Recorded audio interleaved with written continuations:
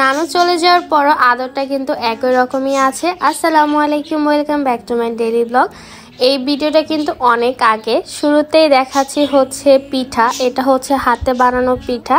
তো আম্মু যখন দাদু বাড়িতে গিয়েছিল, আমার ছোট মা মানে আমার কাকার ওয়াইফ, উনি হচ্ছে পিঠাগুলো আমাদের জন্য বানিয়ে দিয়েছিল। আর এখানে হচ্ছে বিভিন্ন তরকারি, এটা হচ্ছে কচু ছিল, কচুটাকে একটু সেদ্ধ করে এরপর এটা আমাদের জন্য পাঠিয়ে দিয়েছে। আমরা এগুলো পরে মানে মাছ দিয়ে ভেজে খাবো, এটা খেতে খুবই মজা। আর এটা হচ্ছে আমার ছোট মার হাতের স্পেশাল রনে মরিচ বলে আমাদের নোয়াখালীতে, এটা লতি দিয়ে ঝাল করে শুটকি দিয়ে রান্না করেছে, খুবই মজা লাগে। আর এখানে ফলি মাছের কাবাব করার জন্য বা কোফতা করার জন্য মামি মাছ বেটে দিয়েছিল। আর মামিদের হাতে স্পেশাল মুরগি মাছ সবই মামিরা সবসময় রান্না করেই পাঠায়। আর সব কিছু দেখাতে দেখাতে আমার একটা অনলাইন থেকে পার্সেল চলে এসেছিল। এটা হচ্ছে আপু আম্মুর জন্য আর আপুর শাশুড়ির জন্য অর্ডার করেছিল এই চেনগুলো। আর এই চেনগুলো হচ্ছে গোল্ড প্লেটের মধ্যে, এত সুন্দর কালার, গোল্ডের মতো চকচক করতেছিল। আর এই বেনিওয়ালা ডিজাইনের চেনটা কিন্তু আসলেই খুব সুন্দর। আর আম্মু হচ্ছে সব কিছু একটা একটা করে খুলে দেখছে যে কোনটায় কি আছে।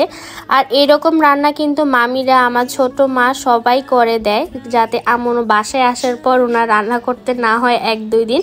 তো প্রায় সময় এরকম আমাদের জন্য জিনিস আম্মু বাড়িতে গেলে বা কেউ আসলে পাঠানো হয়। তো এখানে হচ্ছে আমাদের মামার বাড়িতে যে প্রজেক্ট বলে বা চাষ করে নদী মানে পুকুরে, তো ওখানের মাছগুলো দেখছেন কত সুন্দর সুন্দর। এই মাছের নাম কি আমি ঠিক জানি না, যাই হোক এই মাছগুলো কিন্তু অনেক বড় ছিল। আর এগুলো খেতে কিন্তু অন্যরকম একটা মজা। আর এটা হচ্ছে আমার মামির হাতের সবচেয়ে স্পেশাল একটা মুরগি। আমার কেন জানি মামিদের হাতের মুরগি, মাছ ভুনা, গরুর মাংস খুবই ভালো লাগে। দেখতেই বোঝা যাচ্ছে যে মাংসটা কত মজা হয়েছে। এরকম মুরগির রান্না যখন মাটির চুলে রান্না করে, এটা খাওয়ার স্বাদটা কিন্তু অন্যরকম। আর এমনিতেও আমার মামিদের রান্না খুবই মজা, তো বাসায় এটা সবাই পছন্দ করে।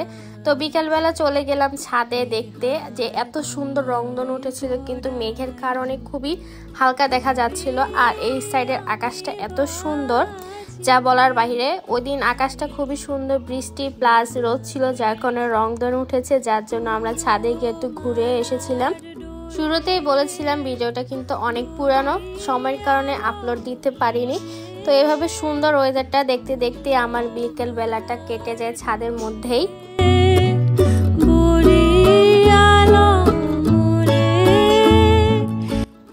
আকাশটা যতই দেখছি ততই কেন জানি ভালো লাগছে, দেখাই শেষ হচ্ছে না। এর মধ্যে ফোঁটা ফোঁটা ঝিরিঝিরি বৃষ্টি পড়ছে, হালকা বাতাস, মানে খুবই সুন্দর। আর তখনও বৃষ্টি ছিল আর এখনও বৃষ্টি, একই ওয়েদারটা কিন্তু এখনও আছে, খুবই ভালো লাগে এর সময়টা। তো আজকের ভিডিওটা এই পর্যন্ত, সবাই ভালো থাকবেন, আল্লাহ হাফেজ।